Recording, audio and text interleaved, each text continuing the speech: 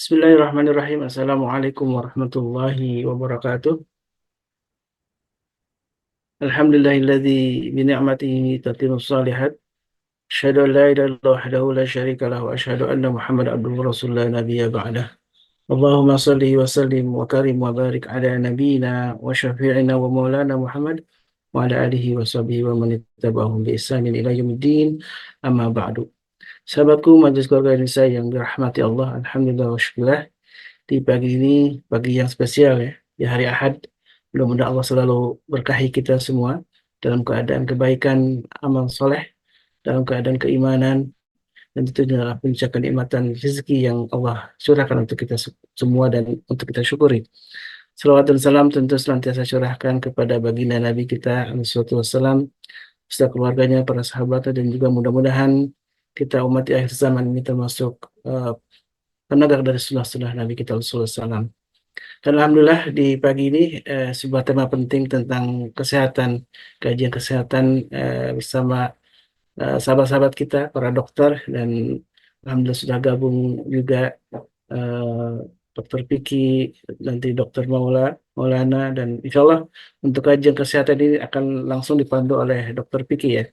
Karena ini sebuah tema penting dan tentu menjadi modal bagi kita semua keluarga-keluarga Majelis Keluarga Indonesia ini untuk bisa memahami bagaimana kesehatan. Dan alhamdulillah jazakallah khairan Dr. Maulana yang bersedia untuk gabung di majlis ini. Dan Allah berkahi ya ilmu antum dan kesehatan dan keberkahan untuk bersama keluarga. Dan insya Allah mudah-mudahan nih Dokter Piki bisa rutin nih ya kajian kesehatan solusi sehat bersama para dokter ini. Insya Allah mudah-mudahan juga bermanfaat untuk kita semua. Saya serahkan sepenuhnya untuk Dokter Piki. Tafadhal. Syukur. Baik, terima kasih Ustaz Holis. Assalamualaikum warahmatullahi wabarakatuh. Waalaikumsalam warahmatullahi wabarakatuh. Rabbi sholli sadri wa yassirli amri wahlul 'uqdatam min lisani yafqahu qawli. Baik, jamaah Majelis Keluarga Indonesia, alhamdulillah udah sekian lama kita tidak berkumpul kembali di kajian kesehatan. Ini banyak sekali yang request ya untuk diadakan kembali kajian kesehatan karena ini bagian dari pembinaan keluarga yang dimana Majelis Keluarga Indonesia ini kita harus holistik ya, harus holistik semua.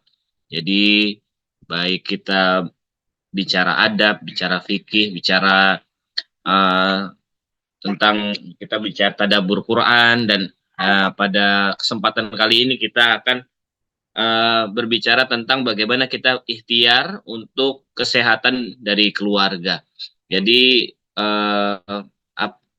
kajian ini kita buat itu untuk bagian dari ikhtiar bagaimana bisa kita menilai ya kapan kita harus ke dokter, kapan kita harus konsultasi ke dokter, bagaimana pencegahannya sehingga kita menjadi dokter pertama di keluarga kita sendiri ya.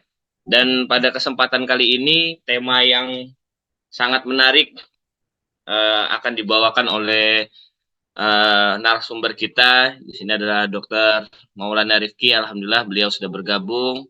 Kabar dok? Alhamdulillah sehat, Ustaz. Oh, Ustadz lagi. Dokter-dokter juga nih. Nah, Dokter Maulana Rifki ini sekarang lagi di Solo ya dok ya, lagi pertemuan ilmiah. Benar dok. Lagi pertemuan ilmiah di Solo penyakit dalam ya, karena beliau insya Allah akan meneruskan studi di spesialis penyakit dalam nih. Jadi biasanya yang habis jadi narasumber di MKI ini yang lagi mau ujian lulus dok. Soalnya di sini ada Dokter Aditya nih, lagi bergabung. Dokter Aditya lagi PPDS bedah. Jadi habis rutin mengisi MKI, lulus nih, lulus spesialis ya, lulus PPDS bedah di UI. Dan kali ini topik yang menarik ya, Dr. Maulana ya, kita akan membahas tentang masalah yang cukup banyak, cukup sering di Indonesia, yaitu hipertensi ya. Dimana hipertensi ini memang kalau tanggal 17 Mei itu Hari Hipertensi Sedunia. Nah, di Indonesia itu prevalensi masih tinggi walaupun memang data Riskesdas terbaru katanya sih menurun gitu. Ini entah menurunnya memang betul-betul menurun atau ini fenomena yang tidak terdeteksi seperti itu ya. Tapi di Riskesdas dari apa namanya data tahun 2024 sih menurun kasusnya. Cuman kita harus tetap waspada ya, walaupun secara angka menurun, tapi bahaya-bahaya itu terus ada ya, dan banyak sekali ada di keluarga kita khususnya ya. Mungkin sebelum kita akan mulai ya, saya akan sedikit memperkenalkan eh, narasumber kita ya, walaupun nanti beliau akan berkenalan lebih lanjut ya di sesi beliau. Ya, saya akan memperkenalkan di sini ada narasumber kita Dr. Maulana Rifki. Beliau ini bekerja di Rumah Sakit Anisa di Bogor dan beliau adalah tamatan dari Universitas Tarumanegara Untar dan SMP SMA di Pondok Pesantren Darun Najah Jakarta. Ini santri nih, dokter santri gitu. Insya Allah nanti bisa rutin ya dok buat mengisi kajian di MKI ya. Jadi tanpa berlama waktu kita berikan kesempatan kepada Dr. Maulana Rifki untuk bisa membahas tentang bagaimana kalau Anda hipertensi jangan menghalangi ibadah Anda. Baik, silakan pada Dr. Rifki. Waktu dan layar kami persilahkan. Bismillahirrahmanirrahim. Assalamualaikum warahmatullahi wabarakatuh. Rabbi zidni ilma warzuqni fahma.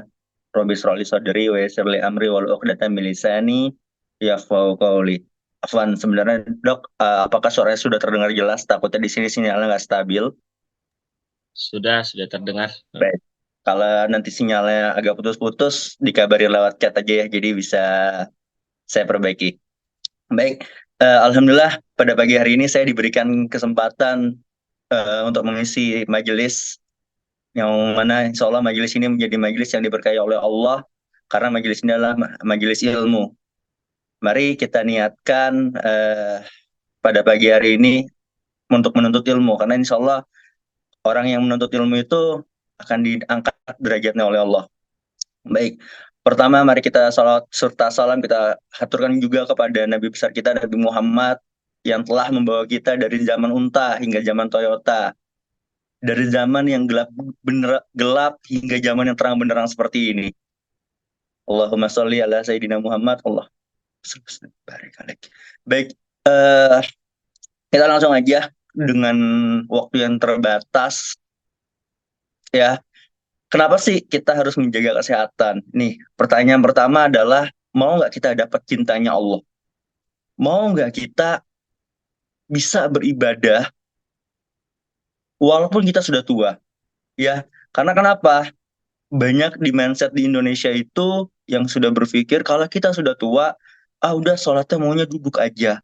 Sholatnya cuma bisa berbaring saja gitu. Padahal kalau kita ingin mendapatkan cintanya Allah, ya, kita ibadahnya juga harus ada ilmunya gitu.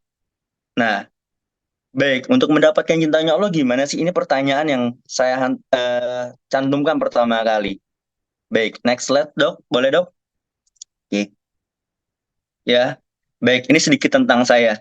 Baik, ini saya Dr. Maulana. Saat ini saya lulusan dari Pondok Pesantren Darun Najah Jakarta selama 6 tahun. Lalu setelah itu saya masuk ke Universitas Tarumanegara Jakarta. Lalu saya sempat ke Temanggung dan saya juga sempat menjadi Satgas COVID di Pondok Pesantren Darun Najah itu sendiri maupun di Pondok Pesantren Arido Sentul, yang mana Arido Sentul di Sentul Bogor. Kebetulan saya juga mengelola di sana, jadi mungkin buat saudara-saudara saya yang mungkin ingin main, ingin berkunjung, silahkan ke Sentul. Insya Allah di sana kalau memang saya lagi ada waktu, saya akan berkunjung ke sana juga. Beberapa kali saya di sana, tapi standby saya di Jakarta. Baik, kita lanjut ke materi. Next, Dok. Oke. Nah, jadi tadi pertanyaannya itu dijawab bagaimana cara dapat cintanya Allah, dijawab pada surat Al-Mujadilah ayat 11. Bismillahirrahmanirrahim. Ya ayyuhallazina amanu idza qila lakum tafassahu fil majalisi fasfahu yasfahillahu lakum wa idza qilang suzu fangsuzu yarfa'illahu allazina amanu minkum wallazina utul ilma daraja wallahu bima ta'maluna ya khabir. Artinya apa? Boleh dilanjut, Dok? Wahai orang-orang yang beriman, apabila dikatakan kepadamu, berilah kelapangan di dalam majelis-majelis, lapangkanlah. Niscaya Allah akan melapangkan kelapangan untukmu. Apabila dikata kamu berdiri, kamu berdirilah. Allah niscaya akan mengangkat orang-orang yang beriman di antaramu dan orang-orang yang diberi ilmu. Maka saya katakan di sini tadi di awal bahwa niatkan agar kita pagi ini untuk menuntut ilmu. Ya, kosongkan pikiran kita karena dengan gitu kita bisa menambah ilmu kita. Dengan ilmu kita yang bertambah, insya Allah Allah akan mengangkat derajat kita. Ya, jadi nanti setelah ini yang saya harapkan adalah kita bisa beribadah, nggak cuma ibadah doang, tapi kita beribadah dengan ilmunya. Seperti itu. Ya, kita bisa menjaga kesehatan kita dengan ilmunya, nggak asal-asalan. Harapannya apa? Setelah kita punya ilmunya untuk menjaga kesehatan, kita punya ilmu untuk menjaga badan kita mulai dari muda maupun hingga tua nanti, ibadah kita bisa lebih kencang lagi, ibadah kita bisa lebih baik lagi. Itu harapannya dari akhir sesi hari ini ya. Begitu. Baik. Ya. Next, Dok. Baik. Nah, sebelum kita masuk ke materi, ingin saya ingatkan beberapa hal tentang ilmu itu sendiri. Dikatakan oleh Imam Syafi'i, al-ilmu nurun, wa nurullahi la yahdil ma'asi. Ilmu itu adalah cahaya, dan cahaya Allah tidak diberikan kepada ahli maksiat. Ya, jadi setelah kita tahu ilmunya, kita juga harus menjaga diri kita. Gampang menjaga dari kita dari maksiat, sesuai dengan arti iman itu sendiri.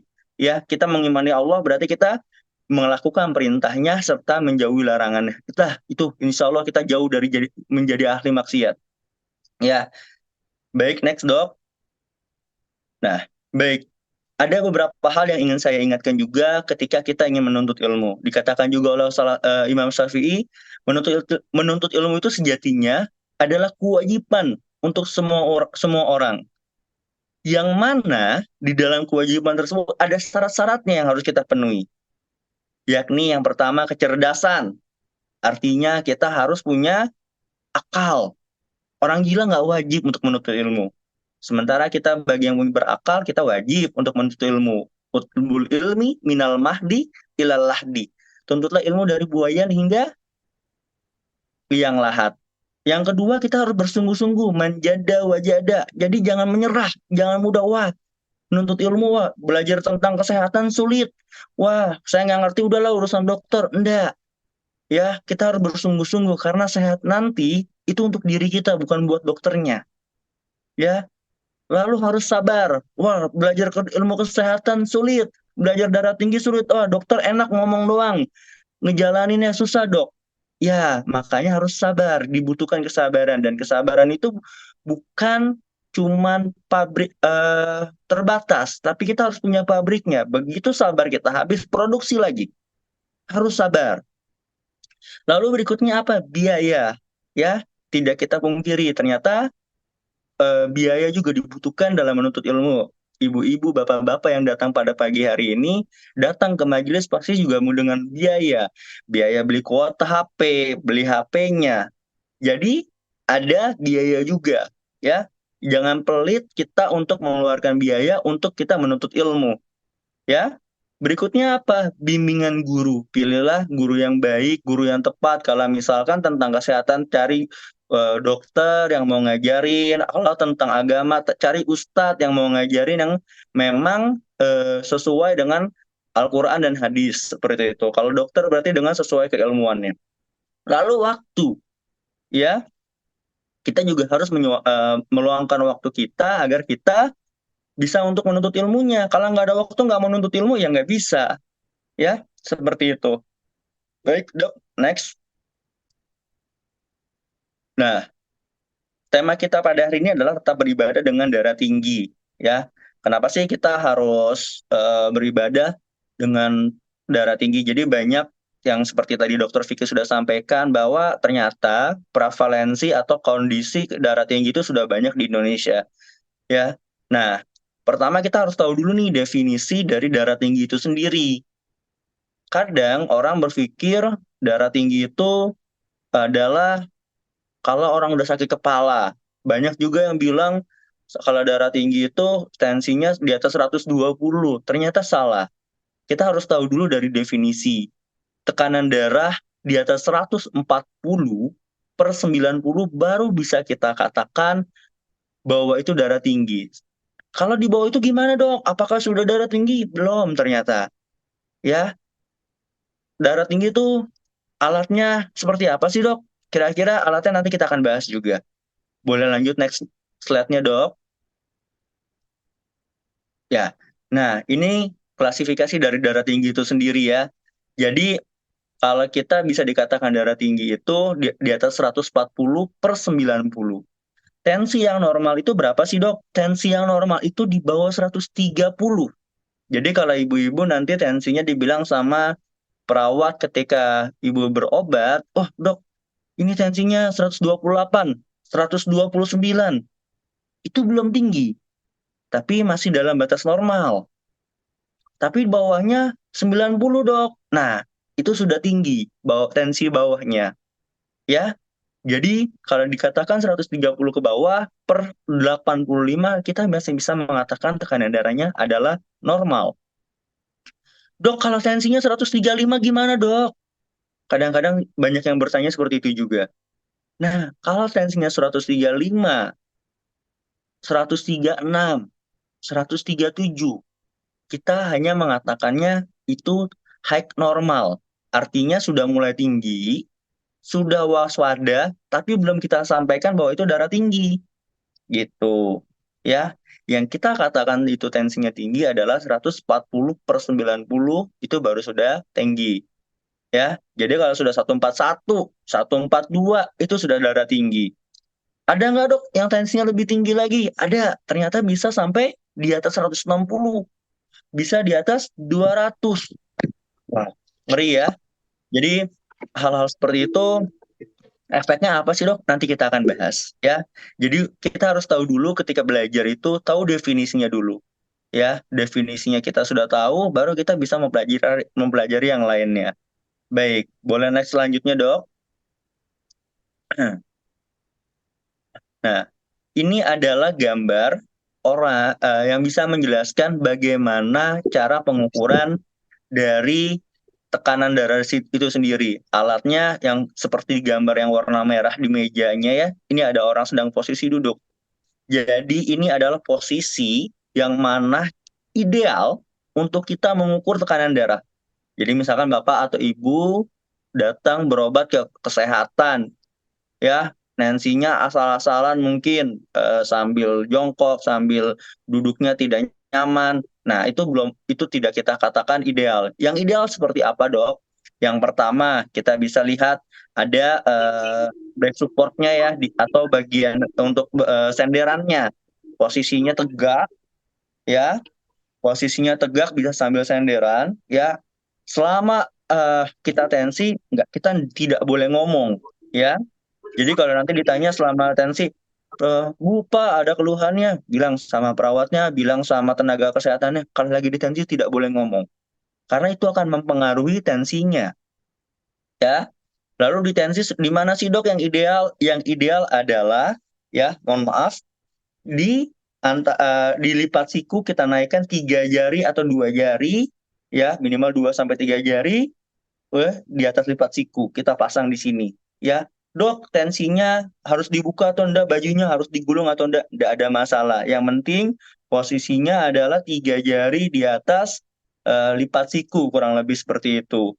Ya, kalau nanti ternyata ada yang di kaki atau di lainnya, itu adalah modifikasi dari pengukuran. Tapi yang ideal adalah di atas lipat siku.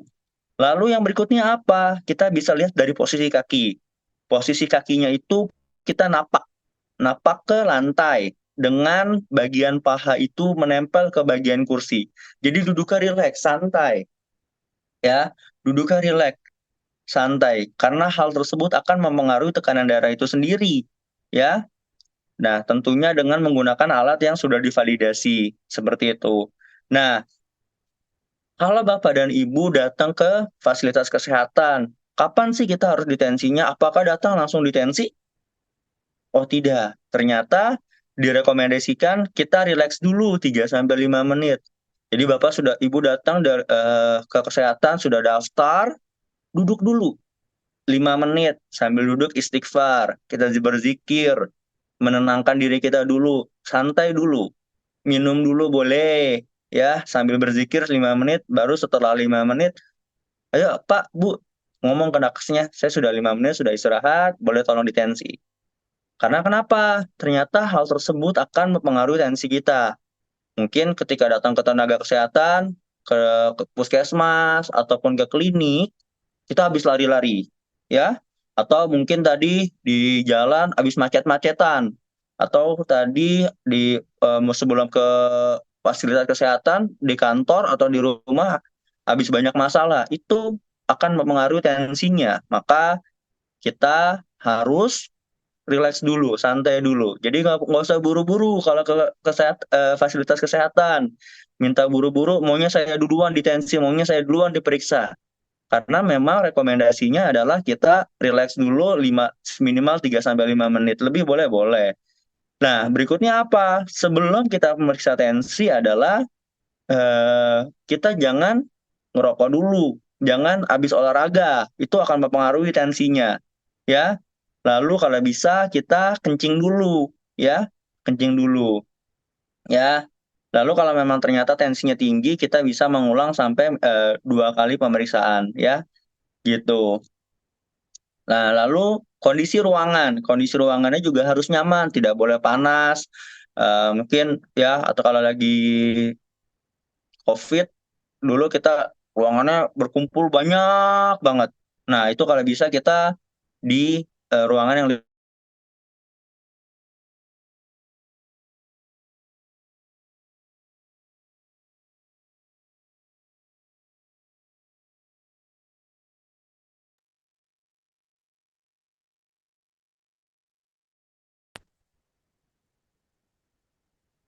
Oke, oke. Baik, itu tentang tekanan darah tinggi. Ini penyakit yang banyak diketahui, banyak terjadi dan tidak diketahui oleh banyak orang. Karena biasanya orang berobat itu kalau sudah bergejala. Ya, kita akan kenalan dulu dengan gejala-gejala dari hipertensi itu sendiri. Oke, Dok Vicky, boleh minta bantu? Bukan, slide yang satu lagi Dok, yang warna kuning. Nah, ini kita akan bahas nanti di akhir tentang mitos dan fakta ya. Jadi nanti, nah ya, oke. Kita lanjutkan ya Dok, tentang hipertensi itu sendiri ya. Tadi sudah dijelaskan bahwa hipertensi itu di atas 140/90 ya Dok, Bapak-bapak, Ibu-ibu ya. Nah, hipertensi itu biasanya kita sebut dengan silent killer. Boleh di zoom in aja Dok, biar kelihatan oleh peserta lainnya. Diperbesar, oke, nggak apa-apa ya. Ya, baik ya, sip. Nah, di apa sih silent killer itu? Artinya silent killer itu dia bisa dikatakan tidak ada keluhan Bapak Ibu. Ya. Jadi memang darah tinggi ini menyebalkannya, dia musuh dalam selimut, nggak ada keluhan. Ya. Kalau kita ada keluhan mungkin pusing segala macam wajar. Ya, mungkin tensinya memang lagi tinggi, tapi lebih banyak lagi dia tidak ada keluhan. Nah, walaupun dia tidak ada keluhan, tapi ternyata penyakit ini adalah penyakit yang berbahaya. Kenapa dikatakan berbahaya? Ya, kalau tensi kita tidak terkontrol, itu bisa menyebabkan berbagai organ menjadi gagal, menjadi rusak. Ya, boleh next dok. Ya, ya. Jadi hipertensi, tekanan darah tinggi yang tidak bergejala ini tetap merusak dalam tubuh kita. Ya, kalau kita tensinya di atas 140 terus, kita tensinya 150, bahkan kadang-kadang sampai 200, ya, itu pertama bisa merusak organ-organ yang baik yang besar maupun yang kecil. Yang besar apa aja dok? Contohnya, yang pertama contohnya adalah jantung kita. Ya, jantung kita kalau kita tensinya terlalu tinggi itu bisa merusak jantung. Jantung yang tadinya ukurannya biasa aja, sedang sesuai ukuran normal, itu lama-lama dia bisa membesar jantungnya. Kalau jantungnya sudah membesar, nanti akan bekerja lebih berat lagi. Ya, yang berikutnya apa? Pernah kita lihat pasien-pasien stroke. Nah, pasien stroke itu sendiri awal mula gejala juga bisa dari darah tinggi. Biasanya kita bisa melihat pasien stroke terjadinya kapan? Ketika bangun tidur, ya. Jadi ketika kita tidur itu tensi kita yang tidak terkontrol ternyata bisa naik ketika kita tidur. Ketika tensinya naik, bisa merusak pembuluh darah di otak, ya. Berakibatlah stroke. Analoginya seperti apa? Analoginya adalah kalau kita lagi nyiram tanaman menggunakan keran dan selang air, ya. Ibaratnya itu adalah ketika kita selang air itu adalah pembuluh darah. Kalau pembuluh darah kita makin sempit, itu tensinya akan makin tinggi. Seperti selang air. Kalau selang air kadang kita pencet-pencet tuh, itu airnya akan makin kenceng. Nah, tensi juga seperti itu, pembuluh darah kita. Kalau pembuluh darah kita makin sempit, airnya makin kenceng. Jadi tekanan darahnya tinggi. Tekanan darah yang tinggi ini, kalau terlalu kencang, pembuluh darahnya makin sempit, makin sempit, makin sempit. Nah, dia lama-lama nempel. Kalau dia sudah nempel, bisa pecah. Jadilah kita stroke. Seperti itu. Lalu, selanjutnya apa? Selain ke otak, ternyata bisa menyerang ke ginjal. Ya, ginjal kita yang tadinya fungsinya untuk membantu filtrasi zat-zat yang sudah tidak penting di dalam tubuh biar bisa dikeluarkan, bisa rusak menjadi gagal ginjal. Kalau tidak diobati, kalau sudah gagal ginjal harus cuci darah, ya.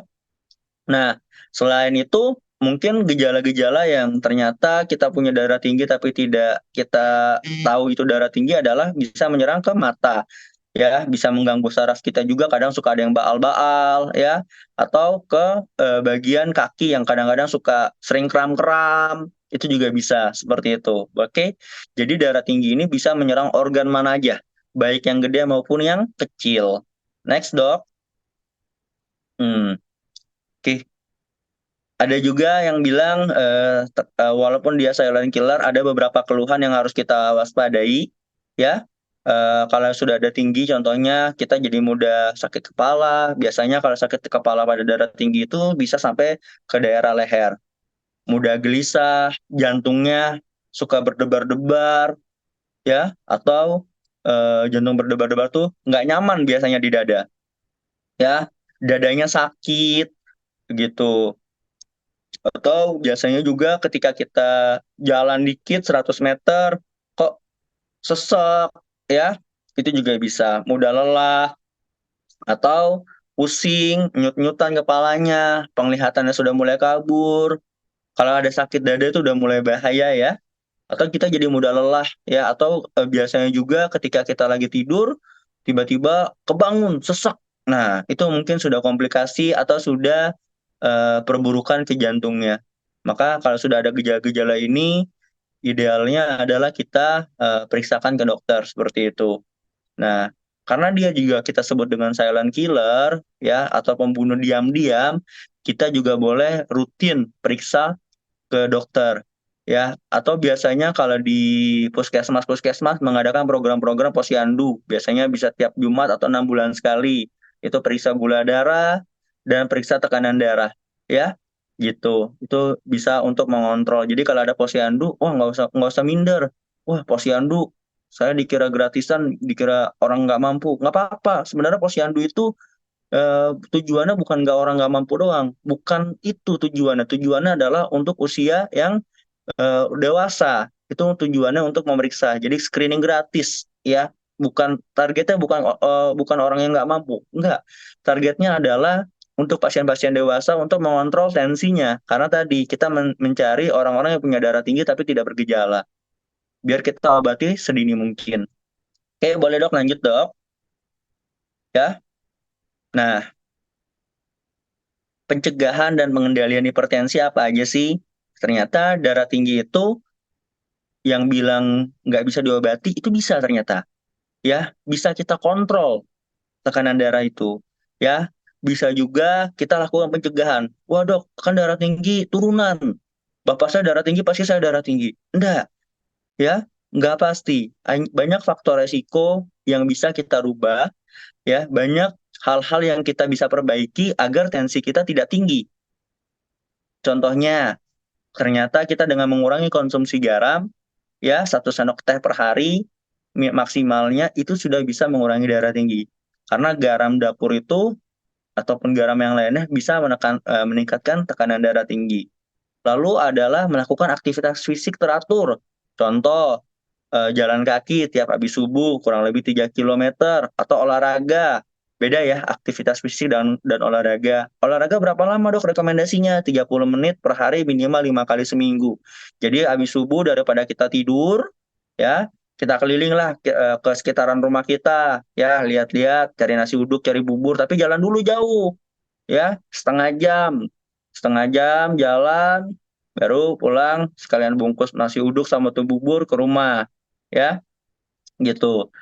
Lebih baik lagi olahraga. Kalau tadi namanya aktivitas fisik, ya. Kalau olahraga kita pemanasan dulu, kita terus baru kita acara utamanya olahraganya. Habis itu pendinginan. Kalau olahraga juga setelah kita mungkin hari ini 3 kilometer, nanti naik ke 5 kilometer, naik lagi ke 7 kilometer kita larinya. Artinya apa? Kalau olahraga itu ada peningkatan dari aktivitasnya sendiri, ada targetnya. Kalau aktivitas fisik ya udah 3 kilometer terus jalannya, nggak naik-naik. Ya. Atau kalau aktivitas fisik contohnya ngepel, nyapu, kalau ibu-ibu itu aktivitas fisik bukan olahraga, ya. Gitu. Jadi kalau olahraga tuh ada pendinginan, ada pemanasan, ada nanti naik lagi eh, levelnya. Baik. Berikutnya adalah menghindari rokok dan asap rokok. Baik, mungkin buat yang masih ngerokok, saya tidak pernah untuk melarang, karena makin dilarang makin ngerokok. Apalagi cowok-cowok ya, bapak-bapak, kalau kita makin larang makin jadi, ya. Tapi kita harus tahu, saya hanya selalu mengingatkan kalau rokok itu adalah berbahaya, baik buat diri sendiri maupun untuk orang lain. Berikutnya adalah nomor 4 tentang gizi seimbang, ya.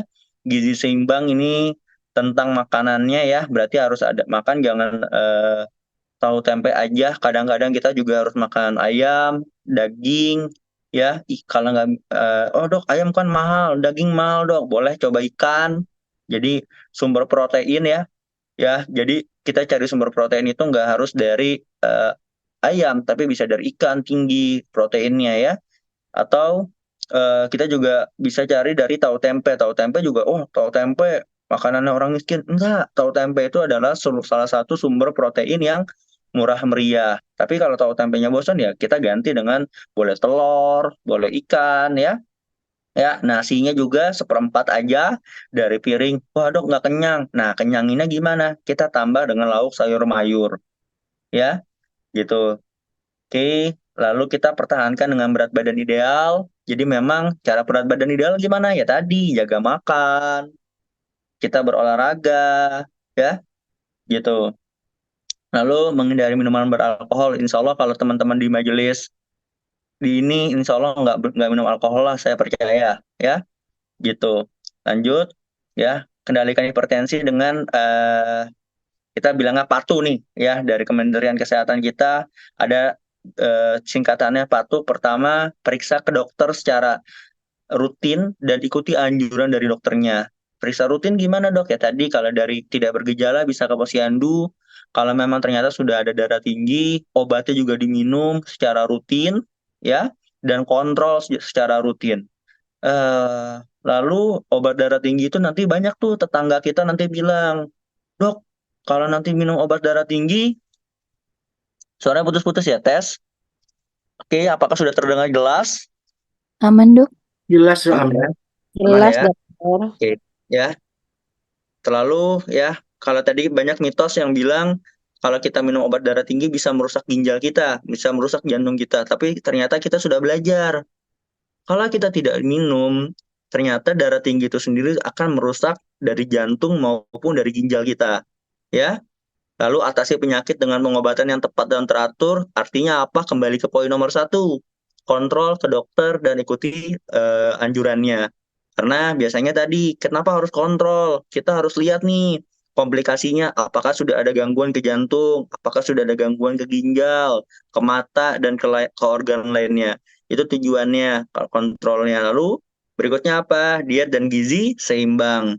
Ya, tadi di dietnya sudah kita ajarkan harus ada proteinnya. Jadi nggak cuma nasi, sayur mayurnya juga. Ya, lalu upayakan aktivitas fisik yang aman. Nah, ini tadi saya bahas lagi tentang aktivitas fisik dan olahraga. Ketika kita ingin berolahraga, pastikan diri kita dalam keadaan sehat. Ya, kalau sedang dalam tidak keadaan sehat, ya jangan olahraga dulu, kontrol dulu, berobat dulu yang benar, ya. Dan aman, aman artinya apa?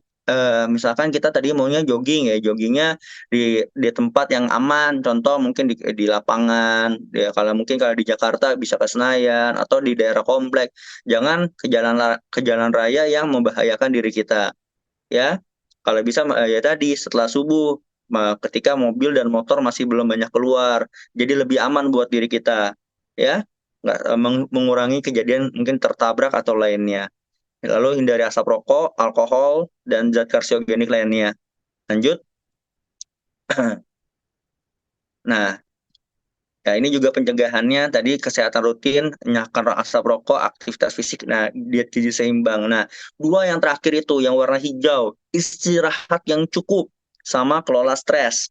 Istirahat yang cukup gimana sih? Nah, kita banyak yang berpikir dengan gizi sehat, gizi yang cukup, olahraga yang cukup itu sudah bisa mengatur semua. Ternyata enggak. Kita istirahat yang cukup juga diperlukan, ya. Istirahat yang cukup ya tidurnya cukup minimal 8 jam 7 ya kalau pada pasien yang normal, ya. Atau istirahat yang cukup gimana? Nah, ini ada tips and trick. Jadi saya diajarkan bahwa kita itu hidup untuk menunggu sholat, ya. Kita hidup untuk sholat, untuk ibadah. Manusia diciptakan untuk ibadah. Nah, ketika kita diciptakan untuk ibadah, maka kita Allah kasih waktu 5 waktu. 5 waktu itu untuk sholat. Nah, ketika sholat itu kita bisa beristirahat juga. Contoh, ketika kita sholat, Bismillahirrahmanirrahim. Nah, hati kita jadi lebih tenang. Ketika kita sujud, ya, pembuluh darah kita menuju ke otak. Jadi lebih tenang, suplai oksigen dan suplai darah ke otak kita juga masuk ke otak, gitu. Nah, ketika kita sholat, ternyata kita mengistirahatkan tubuh kita juga. Lebih tenang. Makanya kalau sholat itu salah satu rukunnya adalah tidak boleh terburu-buru, harus ada tumaninanya, ya. Itu itu waktunya. Jadi waktu untuk beristirahat paling gampang ketika kita ibadah, kita sholat. Jadi habis sholat jangan buru-buru tuh, habis sholat assalamualaikum warahmatullah kita langsung buru-buru kabur, enggak. Zikir dulu, tenangin dulu, duduk dulu, istirahat dulu, ya, gitu.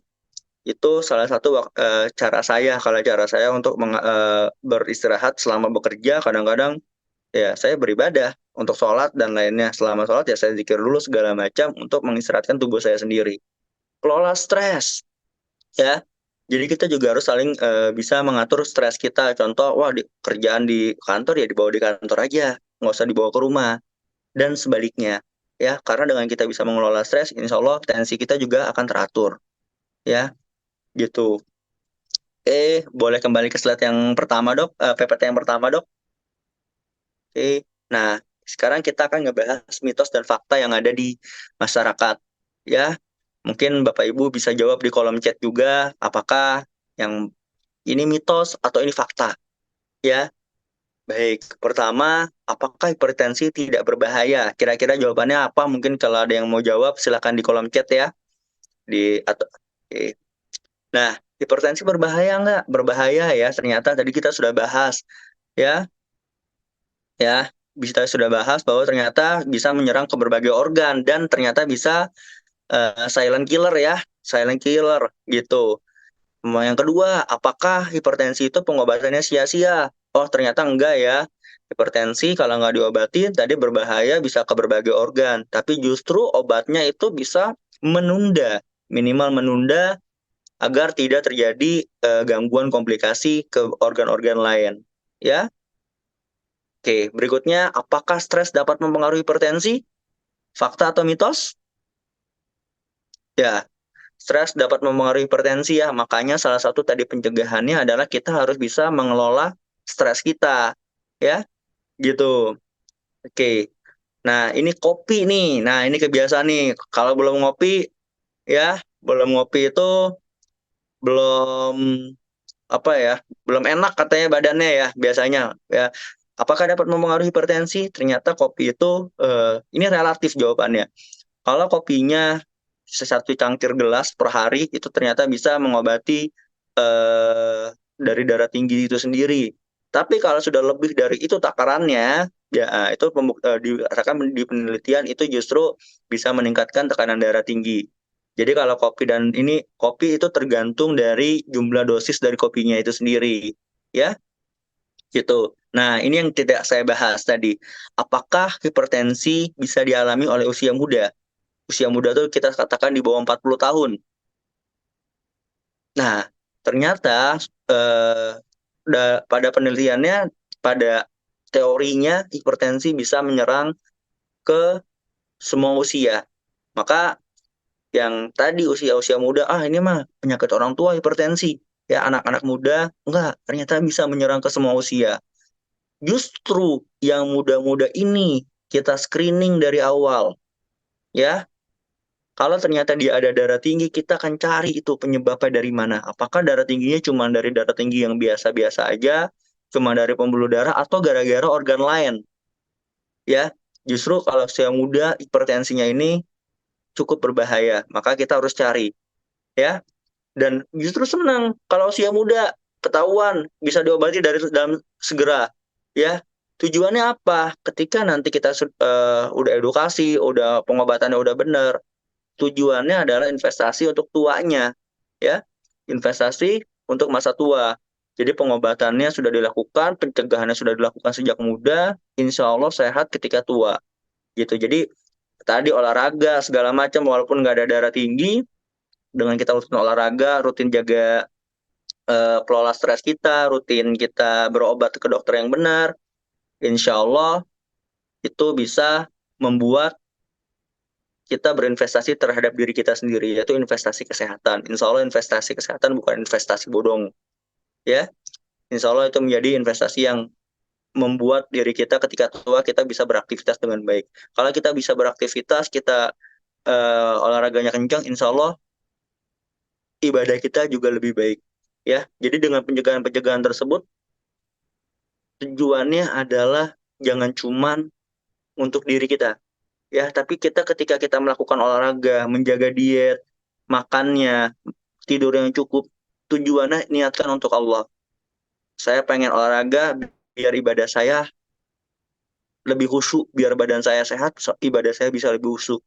Saya pengen olahraga agar ketika saya tua, sholat saya, ibadah saya tidak duduk, tapi saya bisa sholat seperti anak-anak muda, masih bisa berdiri, ya, bisa bangun malam untuk tahajud, ya, tidur yang terus bisa jaga berat badan agar tujuannya ketika saya tua badan saya tidak berat untuk beribadah, ya. Yang menyedihkan adalah ya tadi banyak yang sudah berpikir kalau udah tua ya udah saya bisanya segini doang. Nah, itu pola pikir yang salah ya tadi, karena dari mudanya sudah pola hidupnya sudah tidak benar, akhirnya di masa tua nanti bisa berbahaya untuk kesehatan. Kalau kesehatannya sudah terganggu, ibadahnya nanti jadi terganggu. Ya, jadi ingat tujuan dari kita menjaga pola hidup sehat, tujuannya adalah untuk Allah. Insya Allah dengan motivasi kita terhadap diri kita yang kuat, ya, kita akan lebih mau untuk melakukan sesuatu. Contoh tadi kalau kita niatkan untuk Allah, gue pengennya gue pengen ibadah yang kenceng ketika tua, makanya gue harus olahraga nih. Insya Allah itu motivasi yang akan meningkatkan kita mau berolahraga, mau jaga makan dan lainnya. Seperti itu insya Allah. Boleh lanjut? Oke, slide terakhir. Oke, ilmu tanpa diamalkan bagikan pohon tanpa buah. Ini hari ini bapak-bapak dan ibu-ibu sudah menuntut ilmu, ya, ilmu yang tentang kesehatan, ilmu tadi bagaimana tentang menuntut ilmu. Tapi ilmu kita tanpa kita amalkan bagai pohon tanpa buah. Kayak kalau pohon jeruk nggak ada buahnya kan nggak enak. Pohon kurma nggak ada buahnya kan nggak enak. Ya, jadi apa yang tadi sudah saya jelaskan, mari terapkan minimal ke diri kita sendiri. Ya, terapkan minimal ke diri kita sendiri agar ilmunya jadi ilmu yang bermanfaat. Ya,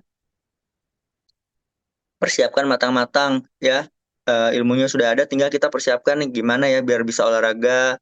Ya berarti bangunnya harus lebih pagi kalau memang alasannya ngantor. Wah, kalau pagi saya harus ngantor, Dok. Sore saya tinggal capeknya doang. Ya. Ya, berarti kita harus kita setting. Kalau pagi ya mungkin habis sholat subuh sempetin dulu. Wah, Dok, saya jauh, Dok. Rumah saya di Bogor, di Depok, kerja saya di Jakarta, saya harus berangkat pagi.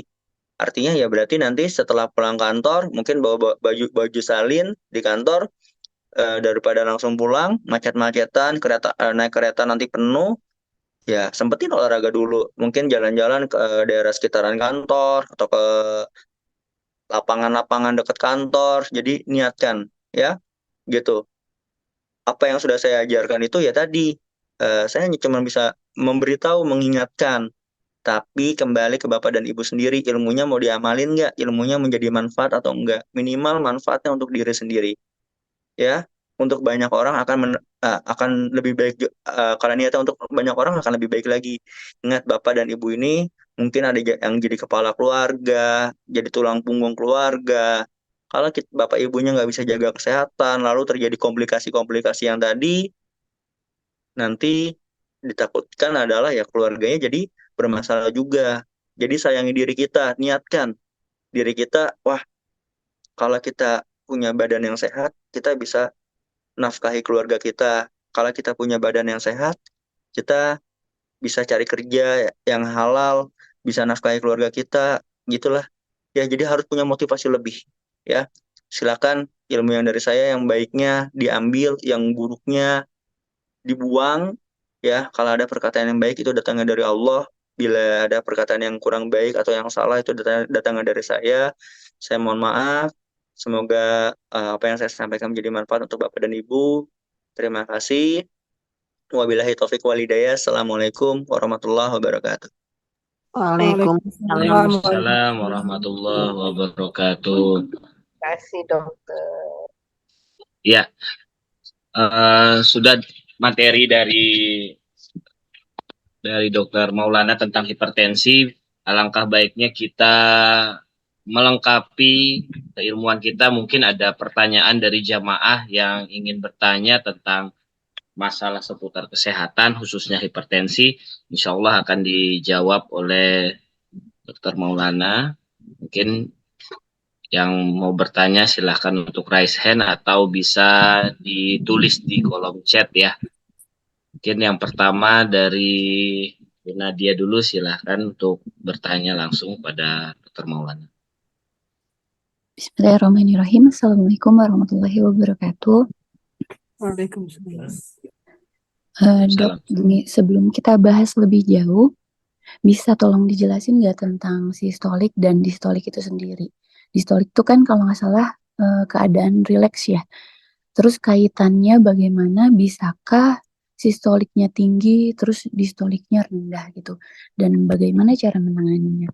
Makasih. Assalamualaikum warahmatullahi wabarakatuh. Waalaikumsalam warahmatullahi wabarakatuh. Ya, Baik. bagaimana dok? Ini tentang apa itu sistolik atau apa itu diastolik ya? Oke, baik. Bismillah. Coba saya jawab ya. Saya mencoba menjawab dengan biar orang awam paham gitu ya. Nanti kalau kurang paham silakan personal chat atau mungkin boleh ditanyakan di sini lagi kalau masih ada waktu, silakan. baik sistolik dan diastolik. Kalau tadi sistol itu yang rileks dan diastol yang enggak atau sebaliknya, mungkin itu pendapat yang agak kurang benar ya menurut saya. Jadi sistolik itu adalah tekanan darah ketika kita jantung kita memompa keluar tubuh. Ya, jadi idealnya itu darah itu masuk ke jantung kita, dipompa dulu di jantung kita, dibersihkan. Ya, setelah dibersihkan dia akan dipompa lagi keluar tubuh. Ketika dipompa keluar tubuh itu adalah tekanan darah sistol. Setelah dipompa keluar tubuh, darahnya itu masuk ke organ-organ kita, ya, ke organ kita, ke mata dan lain sebagainya untuk memenuhi kebutuhan oksigen kita juga salah satunya. Lalu setelah itu darah itu udah kepake nih, dia akan kembali ke jantung kita, muter lewat tubuh, muter lagi balik ke jantung. Nah, ketika dia kembali ke jantung, kita sebutnya tekanan diastol, ya, tekanan diastol seperti itu. Kalau ditanya tadi kenapa bisa sistola tinggi, diastola rendah segala macam, itu harus kita cari penyebabnya. Jadi penyebab hipertensi itu ada dua, ada yang primer, ada yang sekunder kita bilang. Primer itu kalau nggak salah yang asli dari darah tingginya itu sendiri. Contohnya ya berarti memang punya darah tinggi murni, ya. Atau yang sekunder dari penyebab organ lain. Contohnya mungkin dari ginjal jadi hipertensi, dari jantung jadi hipertensi. Mungkin yang tadi suka debar-debar, gangguan di irama jantungnya juga bisa gitu. Jadi kalau ditanya penyebabnya apa, ya jawabannya harus diperiksa. Ya, nggak bisa dokternya kalau bilang, wah ini pasti penyebabnya A, B, C tanpa memeriksa, berarti kemungkinan kurang tepat. Ya, harus diperiksa dulu. Seperti itu. Nah, sedikit yang harus saya ingatkan, bisa nggak sih?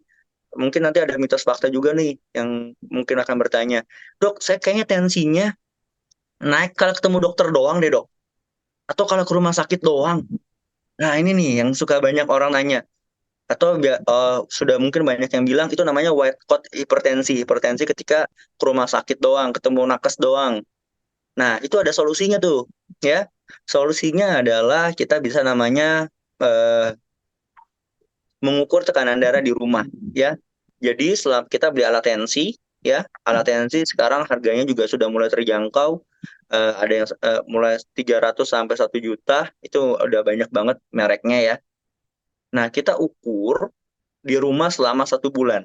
Setiap hari, pagi dan malam, day naik dan naik ya. Jadi kalau pagi hari itu biasanya dianjurkan kalau tidak salah itu ketika kita baru bangun tidur, belum beraktivitas, belum ngapa-ngapain, kita tensi dulu. Bangun tidur, kumpulin nyawa, duduk, tensi. Dicatat. Lalu yang kedua, during sleep. Kalau bahasa Inggrisnya dibilang during sleep. During sleep itu artinya ketika kita tidur, bisa minta tolong sama yang lainnya ya. Gitu. Minta tolong sama keluarga kita, atau kalau nggak ada keluarga kita ya mau nggak mau sebelum tidur udah relax, udah siap-siap pakai baju tidur, udah selesai berwudu kan. Kalau sebelum tidur niatnya wudu dulu ya, sunnahnya ya. Ya udah baca doa, oke, udah mau tidur, oke, kita tensi sebentar, dicatat. Nanti 1 bulan kemudian kontrol ke dokter, dilihat catatannya tuh, dok ini tensi saya kalau pagi segini, kalau malam segini. Nanti dokternya baca tuh, ini beneran darah tinggi atau ini cuman white coat hipertensi, hipertensi yang kalau ke rumah sakit doang. Nah, itu salah satu solusinya. Jadi diukur. Dok, kadang-kadang saya suka lupa. Nah, itu ada nilai minimal berapa kali nensi. Nanti dokternya yang interpretasi. Seperti itu, ya. Baik, semoga terjawab ya jawabannya tadi, Mbak. Oke, kembali ke Dokter Vicky, silakan. Baik, mungkin pertanyaan selanjutnya dari yang sudah raise hand ini banyak nih dok yang mau bertanya nih. Dan Ustadz Holis nih bisa mau bertanya, silakan Ustadz. Alhamdulillah, tadi juga ada sedikit tambah ini ya, sudah dijelaskan oleh Dokter Maulana ya tentang dinyatakan orang itu sudah hipertensi setelah dites berkali-kali saja ini dok ya, berkali-kali selama sebulan baru ketahuan apakah memang hipertensi apa enggak. Saya ini terus terang sudah langganan ke dokter internis untuk hipertensi gitu ya, karena saya pernah ketika kena ISK itu tensi saya 190.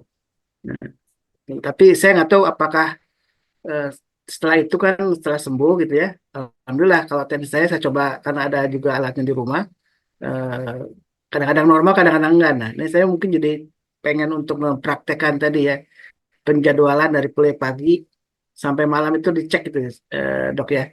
Nah, tadi saya barusan ngecek juga, ternyata 138 per 90 dok, termasuk tinggi ya. Nah, ini pertanyaan saya soal ini dok. Apakah karena saya sudah diminta oleh dokter itu di rumah sakit untuk minum obat terus gitu ya, amlodipin sama HTC gitu ya, pagi HTC, malamnya amlodipin. Nah, pertanyaan saya ketika saya ke dokter itu, apakah saya bisa lepas dari obatnya dok? Nah, ini dimarahin saya sama dokter tuh, kan dokter senior gitu ya. Kamu milih mana katanya, mau stroke atau mau jantung atau mau yang lain gitu ya, kalau melepaskan obat gitu ya. Apakah saya termasuk sudah dinyatakan harus terus-terusan minum obat ataukah saya bisa lepas obat gitu dok? Itu yang pertama pertanyaan. Yang kedua, saya kan juga ingin mencoba mengkonsumsi herbal ya. Salah satunya kan ada ekstrak mengkudu. Konon itu juga bagus. Ini apakah bisa digabungkan atau apa atau gimana dok ya? Terima kasih. Tadi yang pertanyaan pertama tentang apakah bisa lepas obat atau tidak ya. Nah, ini fungsinya kontrol ke dokter selama 1 bulan sekali. Apa yang tadi sudah saya jelaskan tentang pemeriksaan 1 bulan itu, kalau memang tidak ada keluhan apa-apa ya, dan dan tidak ada faktor resiko jantung. Faktor resiko jantung seperti contohnya suka nyeri dada atau kolesterol tinggi, itu bisa dilakukan di rumah sendiri. Tapi kalau sudah ada keluhan, lebih baik ke dokter, seperti itu. Bisa lepas obat atau enggak? Ya, kita harus evaluasi. Ya, harus evaluasi dari tadi tensi yang 1 bulan itu. Kira-kira nanti dokternya evaluasinya seperti apa, itu tergantung dokternya. Dan tergantung dari beberapa nilai-nilai, mungkin kalau ada penyakit jantung, kita nilai kira-kira Pak pasien ini ada resiko nggak sih untuk menjadi penyakit jantung gitu. Karena kalau sudah ada, ya tadi biasanya kita akan rutinkan obat. Nah, mungkin solusi ya, Afwan, mungkin solusinya gini, kadang-kadang pasien itu nggak tahan sama efek samping obat. Ya, contoh, kadang-kadang kalau minum Atopril suka batuk-batuk, ya, atau minum amlodipin kadang jadi suka bengkak badannya, ya, itu kadang-kadang nggak nyaman tuh pasien, ya. Atau kadang-kadang kalau kita minum obat-obat seperti Lasix atau furosemid, maaf saya sebut merek, ya, ada obat-obat darah tinggi yang suka bikin banyak kencing, itu pasien suka nggak nyaman. Nah, itu nanti dokternya akan melihat tuh, mungkin Ustadz bisa sampaikan ke dokternya dengan keluhan-keluhan tadi, ada nggak keluhan-keluhan yang tadi tentang efek samping obat, ya, ada keluhan bengkak atau tiba-tiba jadi batuk-batuk. Nah, itu kalau itu mungkin disampaikan ke dokternya, nanti dokternya bisa switch obatnya, bisa diganti obatnya gitu. Tapi dengan catatan, obatnya itu kalau lebih banyak manfaat mau nggak mau harus diteruskan, apalagi kalau fungsi jantungnya sudah menurun. Jadi kalau nanti makin tua, ya, kadang salah satu penyebab hipertensi jantungnya bermasalah tuh. Itu kalau lebih banyak manfaat, mau nggak mau harus diteruskan. Tapi kalau udah banyak mudorotnya, efek sampingnya sudah kebanyakan, ini pengobatan juga udah nggak berguna, ya, itu mungkin dokternya akan menghentikan atau ganti obat. Justru kalau ketika dokternya sudah mulai menghentikan obatnya, ya berarti ada gangguan lain di organ lain, gitu. Itu harus hati-hati. Jadi saran saya, obatnya dilanjut, kalau tapi disampaikan keluhan efek samping kenapa nggak mau minum obat. Pertanyaan kedua tadi tentang herbal. Saya jujur, saya sendiri tidak terlalu mendalami untuk herbal, ya. Tapi banyak memang kita terapinya namanya terapi non farmakologis.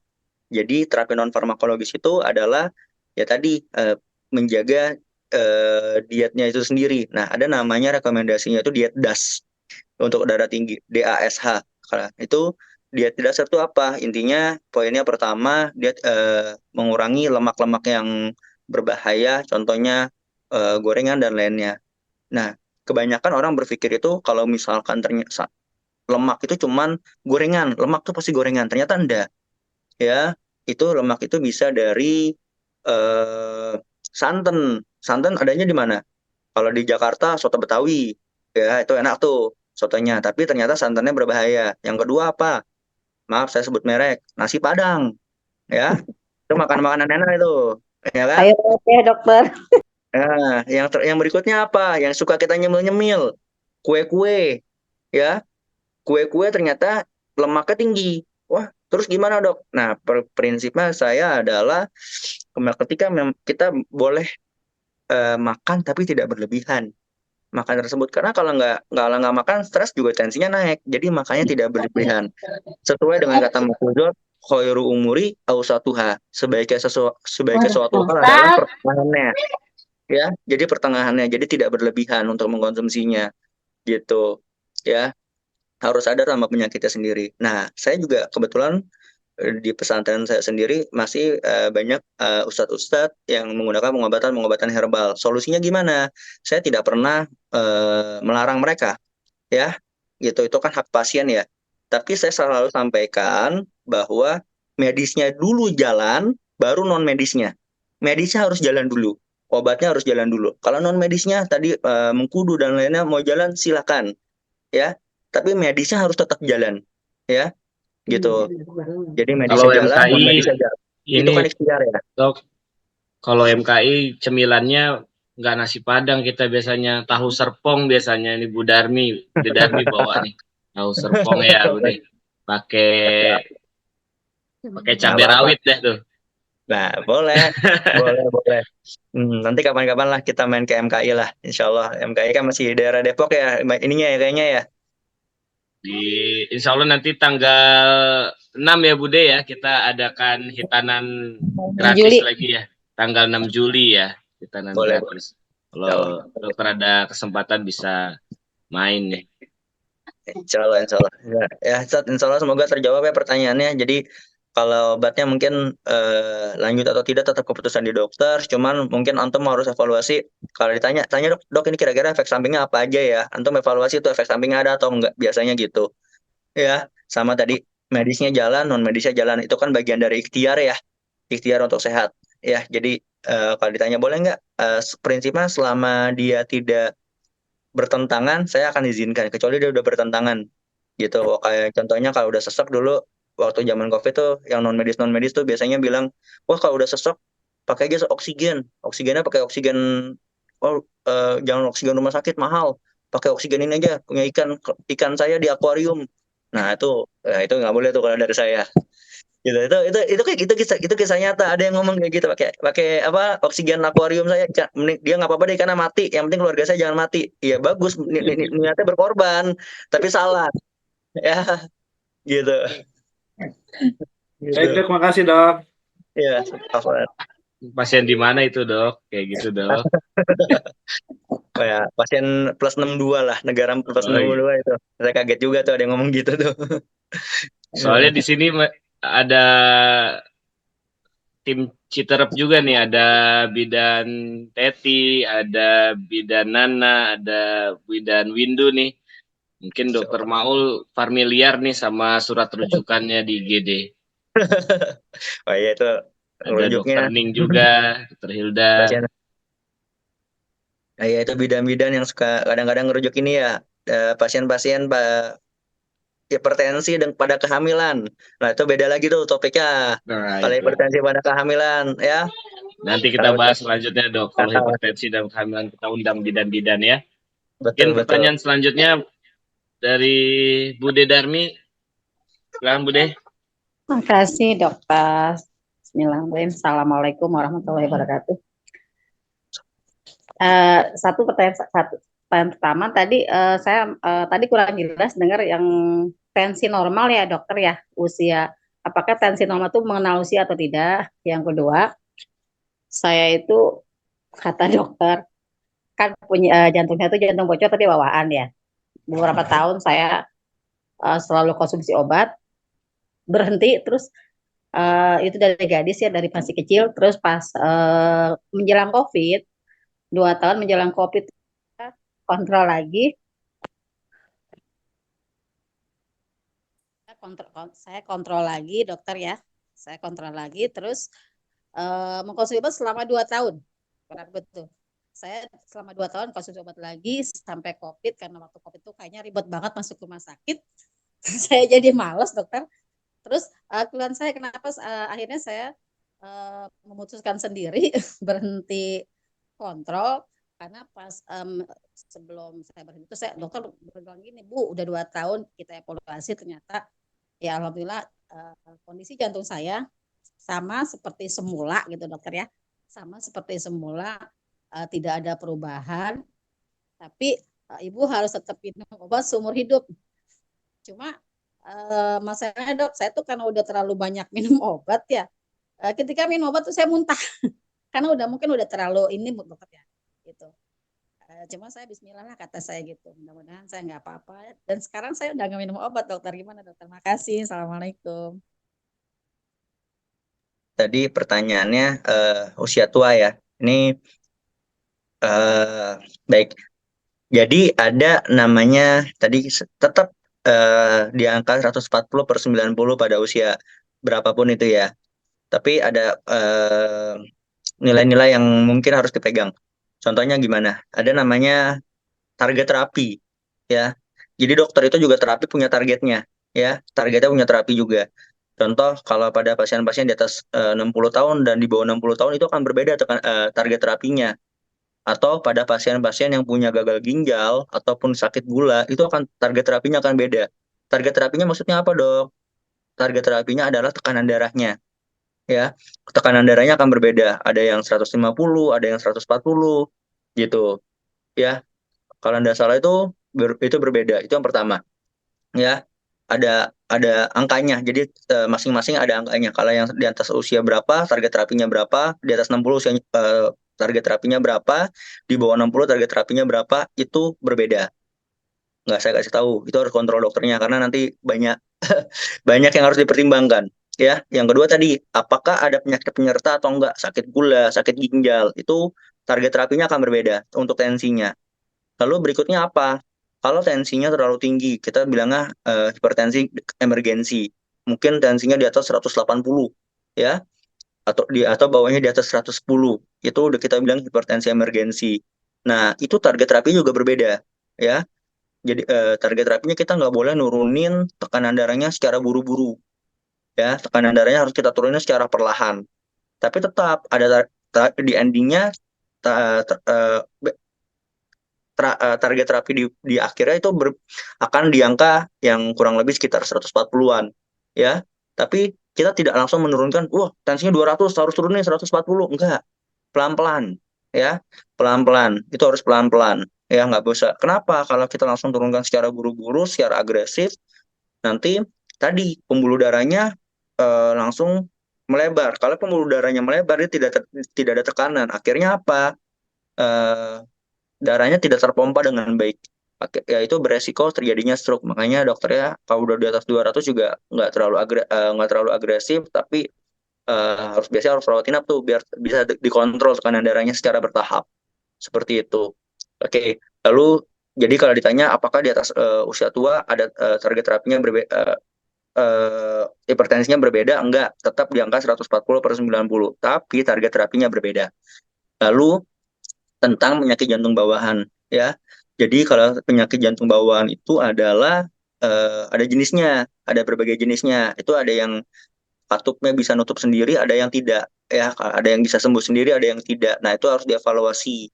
Itu udah ranahnya dokter jantung tuh ya. Ada yang butuh operasi, tindakan atau enggak. Nah, yang biasanya jadi mindset pasien adalah yang orang awam banyak berpikir, kalau saya tidak ada gejala dan udah nggak minum obat, saya baik-baik aja kok dok. Berarti jantung saya aman dong. Oh, dokternya mungkin salah kali itu diagnosa penyakit jantung. Nah, itu salah. Itu pola pikir yang salah. Jadi kalau kita tidak bergejala bukan berarti eh, penyakitnya hilang secara keseluruhan. Ibaratnya gini, kalau ban kita bocor, mobil dipaksa jalan masih bisa ya. Mungkin kalau orang yang baru bisa naik mobil itu kayak nggak ada apa-apa ya, kayak biasa aja. Tapi begitu nyampe rumah ternyata mobilnya bocornya udah parah banget. Artinya apa? Ketika kita lagi jalan ya kita nggak bergejala biasa aja. Tapi begitu di akhir karena kita paksa jalan terus tuh itu mobil akhirnya rusak parah. Sama jantung kita juga mungkin gejalanya nggak ada. Tapi begitu karena kita paksain jalan terus nggak mau minum obat segala macam, begitu diperiksa di akhir, begitu ada keluhan bocornya udah parah seperti itu. Nah, kembali kalau tadi minum obat atau enggak, ya tadi ya jawabannya seperti pertanyaan di Ustadz ya, bahwa ya bisa dikonsultasikan masing-masing karena setiap pasien itu berbeda. sama-sama darah tinggi sakitnya, tapi penyakit penyertanya beda. Contoh ada sakit jantung tadi itu akan berbeda terapinya. Obatnya juga bisa berbeda. Ada obat yang darah tinggi bisa diberikan pada pasien jantung, ada yang obat darah tinggi tidak boleh diberikan pada pasien jantung. Seperti itu. Ada yang boleh diberikan secara berbarengan, ada yang tidak. Ya, itu kalau Sepakat. saya jawab, ya kalau saya jawab secara general, kayaknya Jadi kurang baik ya. kalau yang Jadi harus saya dilihat pasien per pasien seperti itu. Semoga terjawab. terima kasih dokter.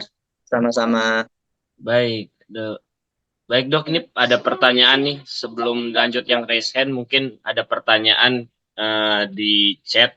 Kita sapa juga yang di chat mungkin sedang tidak bisa langsung bertanya. Ini saya simpulkan saja ada pertanyaan menarik ini. Pertama ini dari senior nih, dari Dokter Adit ini. Dok, makan daging kambing bikin hipertensi, mitos atau fakta dok? Yang saya tahu itu daging kesukaan Rasulullah. Oke.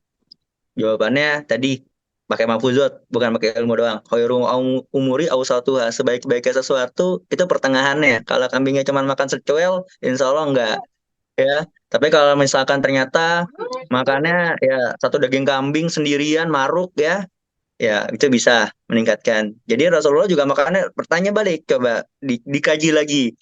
Makanan Rasulullah itu makannya berapa kali sehari? Sebulan sekali makan berapa kali makan daging kambingnya? Ya, mungkin gitu Dokter Adit. Jadi dilihat jumlahnya, takarannya. Kalau sehari 3 kali makan kambing selama sebulan ya siap-siap tensinya naik segala macam. Tapi kalau mungkin ya sebulan mungkin cuma sekali dengan jumlah yang tidak berlebihan, ya insya Allah menurut saya, pandangan saya itu lebih baik lah dibandingkan nanti kita stres, ya. Ya kan kalau kita stres juga tensinya naik. Jadi saya tidak pernah melarang pasien nggak boleh makan ini, nggak boleh makan itu. Yang penting tidak berlebihan gitu.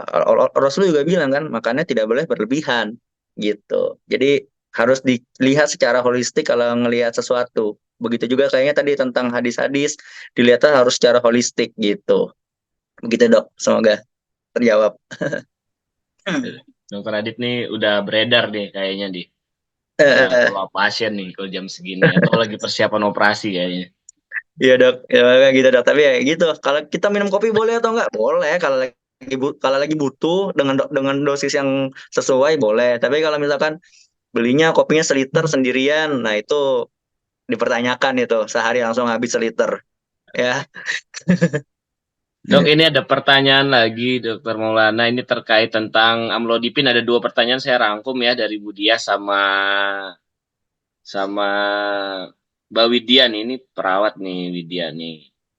Nih, yang pertanyaannya apakah amlodipin itu diminum tiap hari berpengaruh pada ginjal atau tidak? Betulkah amlodipin itu terbuat dari unsur babi? Nah, ini pertanyaan melanjutkan pertanyaan berikutnya dari Widya. Mbak Widya ini adalah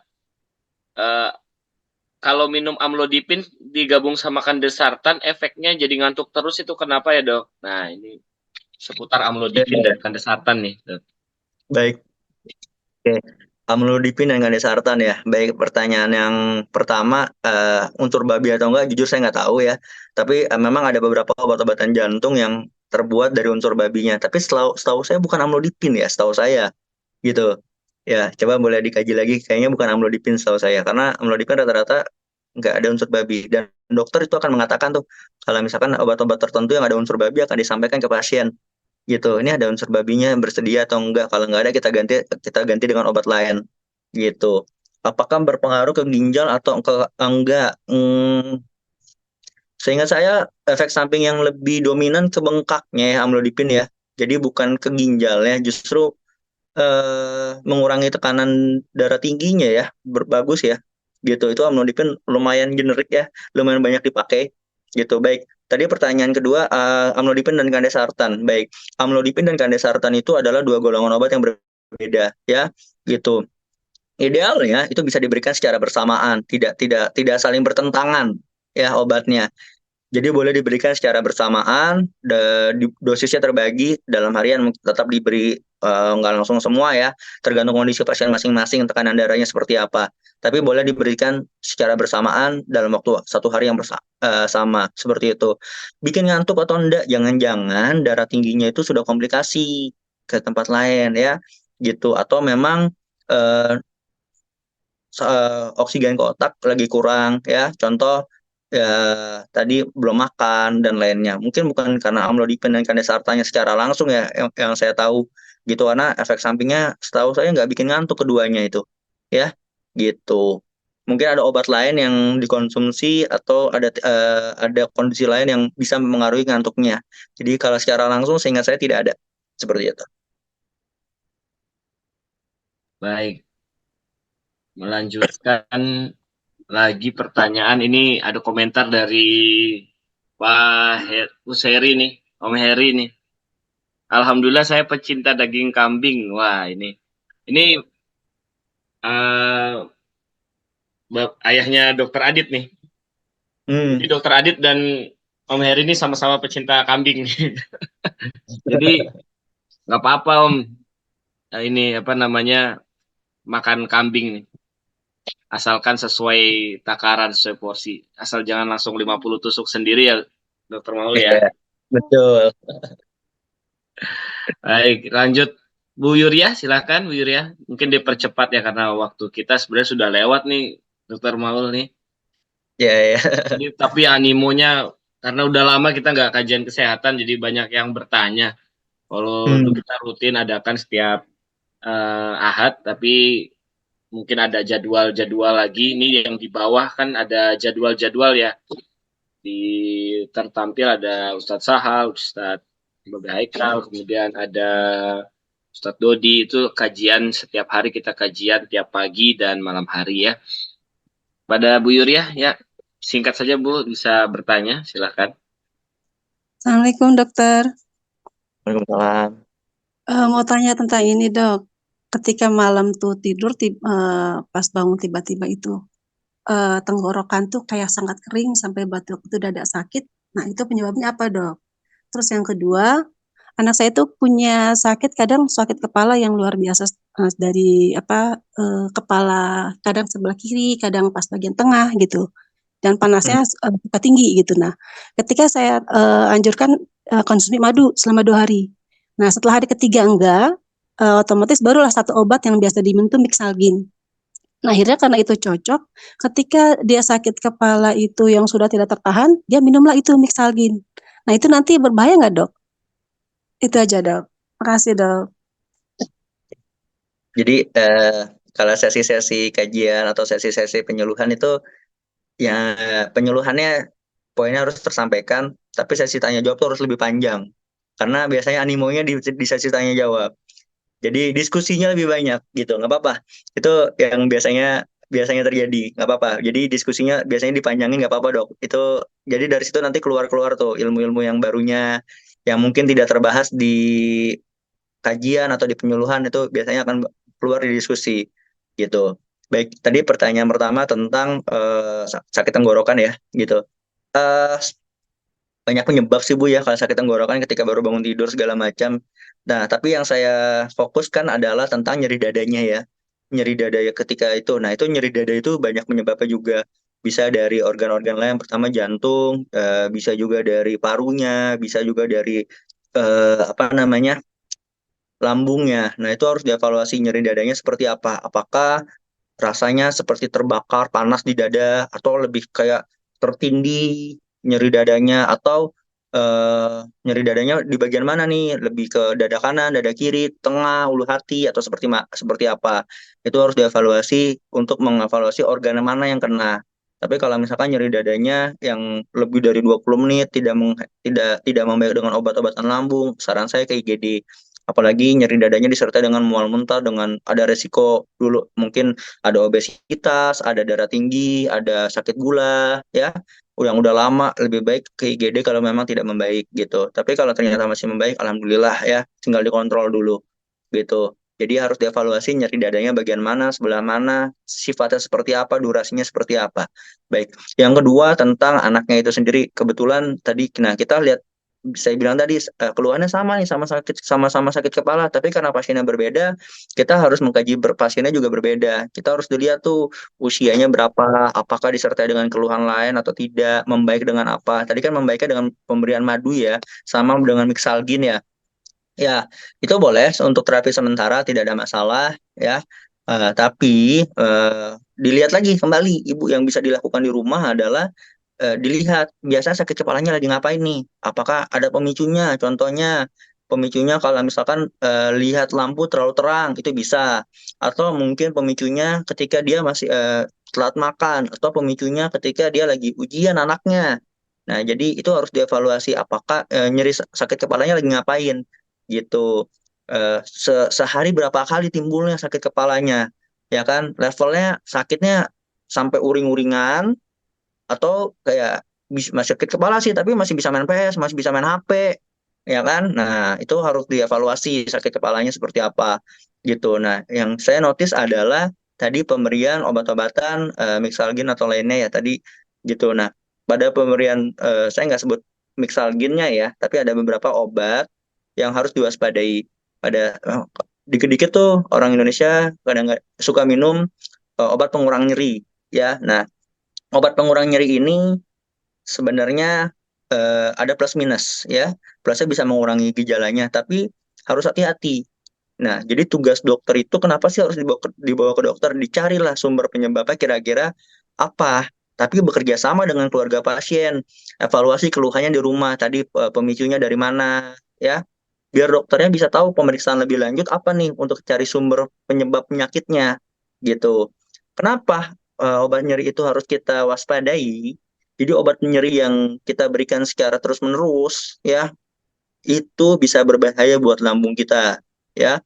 Contohnya nanti lambungnya jadi luka, lambungnya jadi pendarahan, bisa sampai ke muntah darah ya. Efeknya kapan dok biasanya terjadi?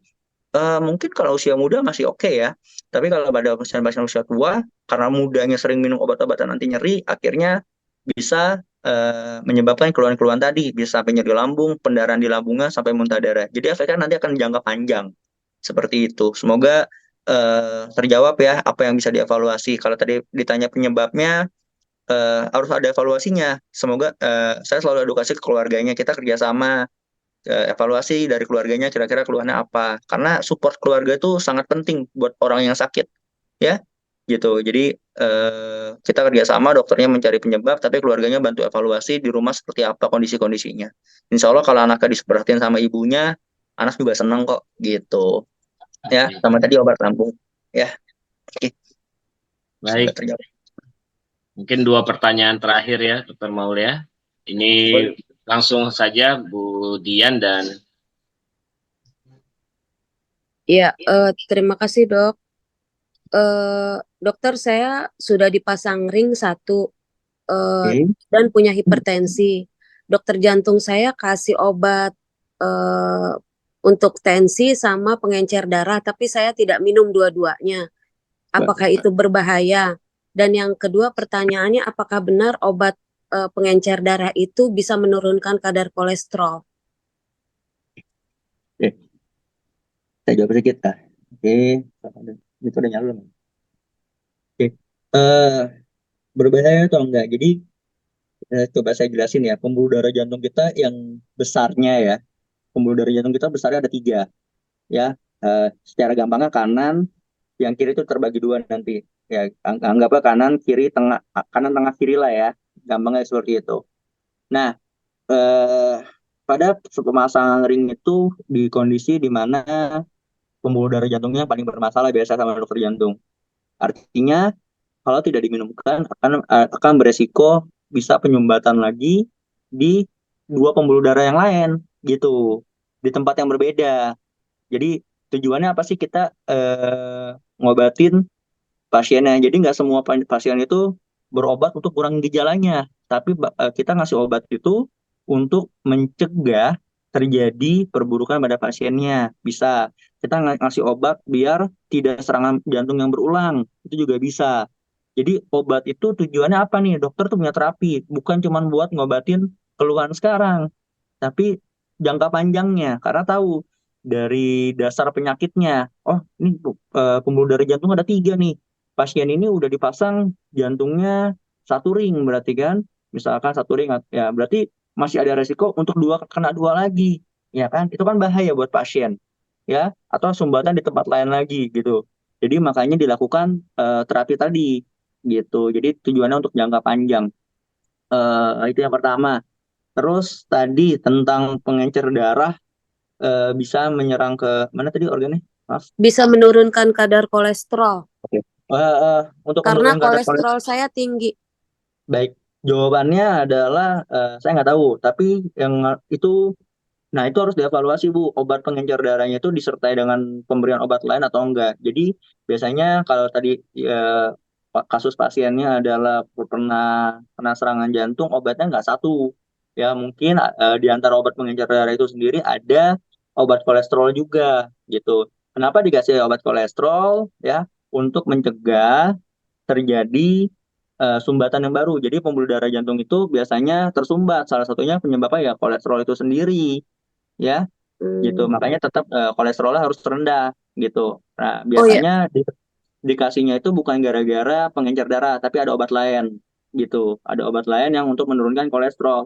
Karena memang pada pasien-pasien yang memiliki kondisi jantung, ya, itu dia target kolesterolnya biasanya harus lebih rendah dibandingkan orang normal. Misalkan orang normal kolesterolnya harus di bawah 130 atau di bawah 100. Biasanya pada pasien jantung bisa di bawah target terapinya harus di bawah 70 gitu. Jadi tergantung dari kondisi masing-masing pasien. Ya, kalau oh tadi ya, pertanyaannya bisa menurunkan atau tidak, jawabannya saya nggak tahu, tapi biasanya disertai dengan obat lain yang memang bisa menurunkan penyakit kolesterol itu sendiri. Makanya saya bilang setiap pasien itu berbeda dan setiap pasien itu unik, gitu.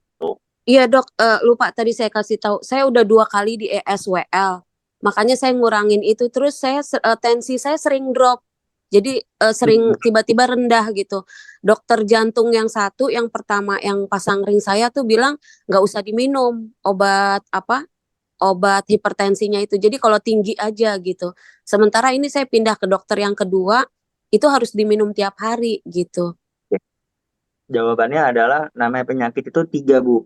Bisa perbaikan, sama aja, dan perburukan. Nah, Ibu kan pertama nggak suruh minum, yang kedua suruh minum. Berarti dokter kedua tuh udah mungkin melakukan evaluasi ulang, asesmen ulang terhadap ibunya. Ya mungkin ada pemeriksaan lebih lanjut atau ketika pemeriksaan fisiknya atau dari anamnesa itu apa namanya ada keluhan-keluhan yang memang mengindikasikan harus kembali diminum seperti itu.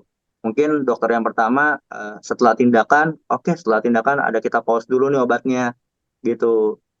Hmm. Kita berhentikan sejenak. Tapi ketika kita evaluasi ulang, ternyata ada kondisi-kondisi yang mengindikasikan harus kembali diminum. Seperti itu sih Bu jawabannya. Jadi kita lihat timelinenya, kita lihat waktunya seperti itu. Hmm. Ya, semoga Oke terjawab. dokter, terima kasih dokter. Baik, pertanyaan terakhir mungkin dari yang resen Bu Bahrun ya. Silahkan. Assalamualaikum dokter. Ya. Saya mau tanya nih untuk alat kesehatan yang mesti dipersiapkan di rumah itu apa aja sih, misalkan terus apa glukosa cek untuk urin gitu. Karena kan kebanyakan masyarakat di Indonesia itu kan tahu tuh tiba-tiba udah sakit, baru baru udah sakit gitu baru dia periksa ke, sementara dia sendiri nggak berkala ngeceknya gitu, misalkan dari tensinya, dari gula darahnya kayak gitu. Nah itu sebaiknya yang disiapkan di rumah itu alat apa aja sih dok, yang untuk meminimalisir apa namanya gejala-gejala itu tadi gitu. Terima Baik, kasih dok. baik, baik Bu Bahrun, saya coba jawab ya. Saya belum pernah baca, saya sendiri belum pernah baca apa-apa dari kementerian atau dari jurnal-jurnal yang mengatakan harus nyiapin apa. Tapi secara paling gampangnya tergantung penyakit sebenarnya ya Bu ya, gitu. Biasanya, tapi kalau yang paling sederhana ya alat-alat yang bisa dipakai. Ya kalau nggak bisa dipakai ya percuma, ya. Minimal buat mengecek tanda-tanda vital lah. Contoh tensi, termometer. Termometer yang seperti apa dok? Termometer kan banyak jenisnya ya. Kalau saran saya tergantung akurasi, mau yang simpel atau yang akurasinya lebih tinggi. Kalau akurasinya lebih tinggi biasanya yang di ketiak, yang kayak punya anak kecil bayi ya, ditaruh di ketiak itu lebih baik gitu karena lebih akurat. Jadi Oh berarti ngecek suhu di kepala yang pakai laser dengan yang di sini itu akurasinya pasti berbeda ya. Tapi oh dua-duanya punya manfaat. Kalau pasiennya lagi banyak, lagi nggak bisa pakai alatnya ya nggak apa-apa pakai yang termogan gitu iya. ya. Tapi kalau misalkan mau dokternya mencari akurasi yang lebih tinggi ya bisa di ketiak, atau kadang-kadang ada pemeriksaan yang sebenarnya lebih bagus lagi tapi tidak rutin di Indonesia ya, karena mungkin terkait etik ya. Itu maaf, di pantat, di dubur itu juga bisa diperiksa, cuman itu kan kurang etik ya di sini ya, kurang kurang kurang elegan lah. Jadi eh, banyak banyak jenis pemeriksaannya. Terus yang kedua, kalau memang itu bisa pakai tensi. Tensi itu eh ya bisa ya, tadi bisa mungkin kita pagi dan malam yang seperti tadi sudah saya jelaskan. Kalau gula darah, sepengetahuan saya tergantung faktor resiko ya. Faktor resiko, kalau misalkan ternyata pasiennya memang punya resiko untuk kembali punya riwayat diabetes, ya mau nggak mau harus diperiksakan secara rutin gitu kan. Tapi kalau ternyata dia cuman buat screening, jadi dilihat tujuannya, dia buat screening atau dia buat kontrol gulanya. Ya kalau buat screening, contoh pasien-pasien usia muda tapi keluarganya ada apa namanya, ada riwayat diabetes, ya berarti ya mungkin cukup 6 bulan sekali. Tapi kalau ternyata dia memang punya sakit gula itu sendiri, maka ya itu akan lebih rutin pasti pemakaian gula darahnya. Itu bisa lah buat di rumah, kembali ke minyak kita masing-masing dan tujuannya apa. Jadi kita beli alat itu pertama harus bisa make, yang kedua kita harus tahu tujuan kita beli alat ini buat ngapain nih, gitu. Apa buat iseng-iseng kebanyakan duit, ya kan? Jadi ya udahlah, daripada duit gua nganggur, duit gak dibawa mati, beliin alat aja lah, gitu. Kan bisa juga ya. Ada orang yang mungkin berpikir seperti itu, duit nggak dibawa mati, akhirnya dibeliin lah alat-alat kesehatan ya, daripada biar jadi manfaat katanya gitu. Minimal kalau dia nggak bisa make, dia nggak make, mungkin keluarga yang lain atau buat jaga-jaga. Itu juga ya nggak ada salah kok pola pikir seperti itu juga ya. Tapi kembali tujuannya apa, bisa pakai alatnya atau enggak. Kalau secara yang saya baca, apakah harus ada standar alat yang ada di rumah apa aja? Kalau saya nggak ada. Kembali ke pasien masing-masing, bedanya kondisinya seperti apa. Karena nggak mungkin kalau pasiennya nggak ada indikasi untuk pasang kateter atau selang kencing, tiba-tiba kita pasang, nggak mungkin, ya kan? Gitu. lagi dok, Jadi kembali. kalau untuk apa namanya ambil darah itu baiknya berapa bulan sekali ya dok, cek darah itu misalkan dari tes ambil darah itu kan kelihatan tuh nanti dari dia punya gejala penyakit apa aja kayak gitu, itu baiknya berapa bulan sekali dok? Oh, berarti ini jatuhnya pertanyaannya adalah ke arah medical check up ya Bu ya? Gitu ya. Ya. Arah pertanyaannya adalah ke medical check up. Kalau oke, saya medical check up itu tergantung usia setahu saya ya, sehingga saya tergantung usianya berapa, itu medical check up-nya berapa. Kalau misalkan ditemukan suatu kondisi lain, kembali saya bilang tujuan. Jadi tujuannya apa? Kalau misalkan medical check up toh iseng-iseng doang, buat mencegah screening, mencari penyakitnya, bukan iseng-iseng ya, lebih ke screening ya. Ya mungkin nggak harus rutin 6 bulan sekali, nggak. Tapi kalau ternyata sudah ditemukan sesuatu nih, maka kita harus evaluasi penyakitnya, mau dievaluasi berapa lama sekali. Contoh,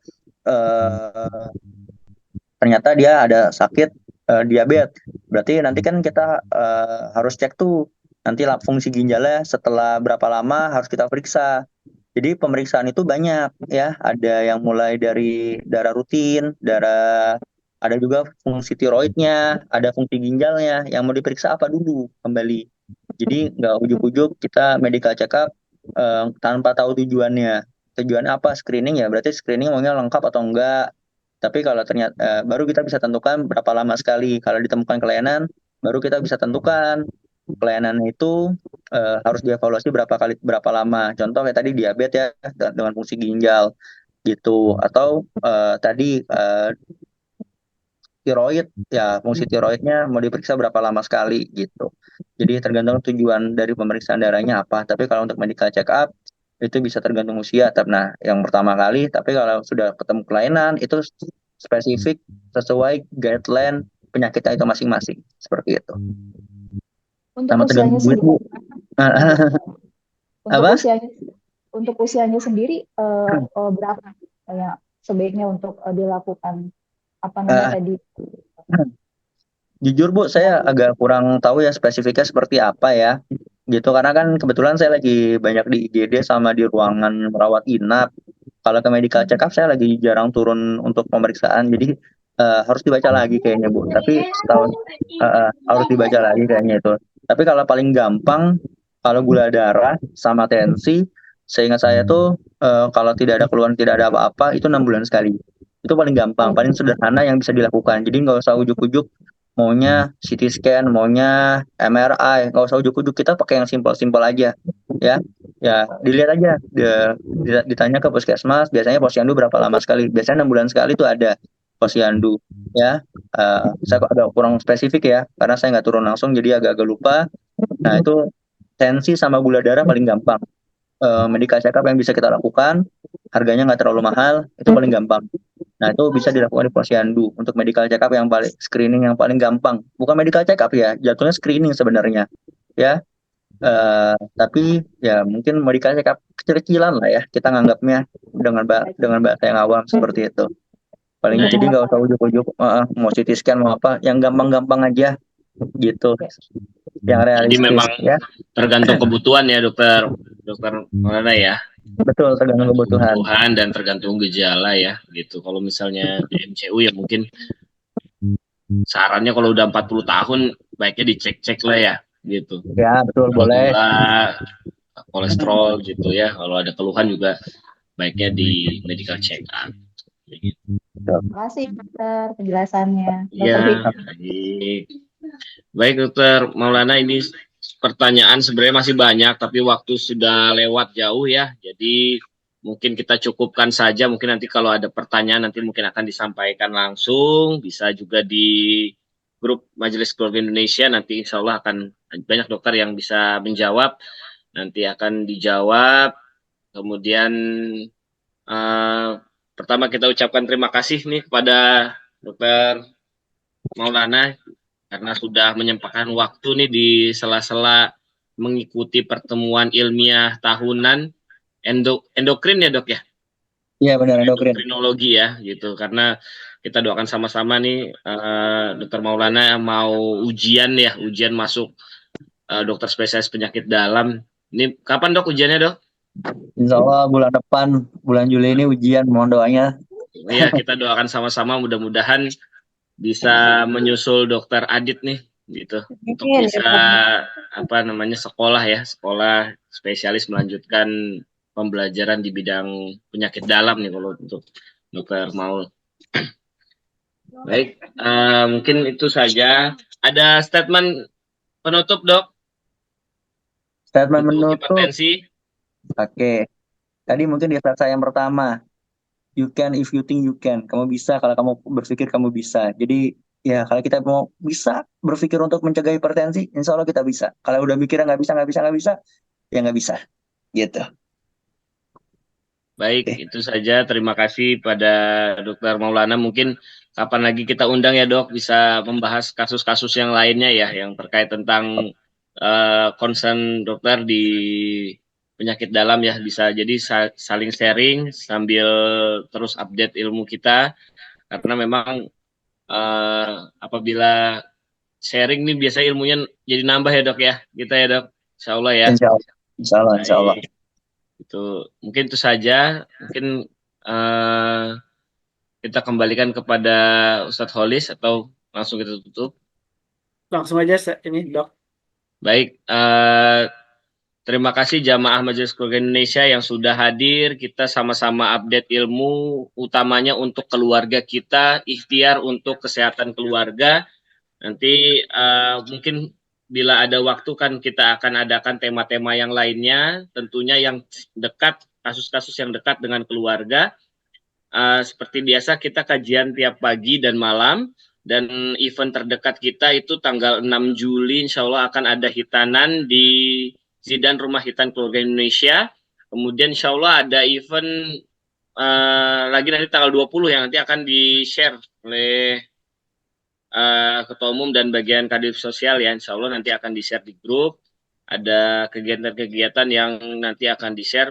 Mudah-mudahan bisa membersamai langkah dakwah Majelis Keluarga Indonesia dengan kita bisa berinfak di BSI 9990808087 untuk kita bisa membersamai langkah dakwah Majelis Keluarga Indonesia. Mungkin itu saja. Sekali lagi terima kasih pada Dr. Maulana. Sehat selalu, Dok. Semoga bisa kembali ke Bogor, ke Jakarta dengan selamat. Sampai kapan, Dok, di Solo, Dok? Insya Allah Senin baru pulang nih. Senin baru pulang ya. Ya, mudah-mudahan lancar menuntut ilmunya di Solo dan berkah ilmunya. Amin, amin ya rabbal alamin. Kita tutup majelis ini dengan doa kafaratul majelis. Syukuran semuanya. Jazakallah khairan Dr. Maulana. Mudah-mudahan ya, ditunggu Majelis Keluarga Indonesia main ke pesantren saya ya. Insya Allah ada. Ya, assalamualaikum. Waalaikumsalam warahmatullahi wabarakatuh. Allahumma arhamna bil Qur'an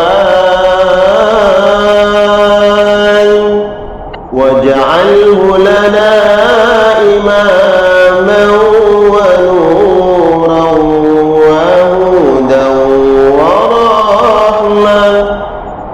Allahumma zakkirna minhu ma nasina وعلمنا منه ما جهلنا وارزقنا تلاوته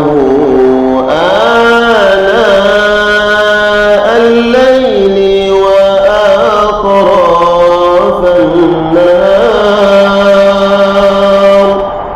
واجعله لنا حجة يا رب العالمين.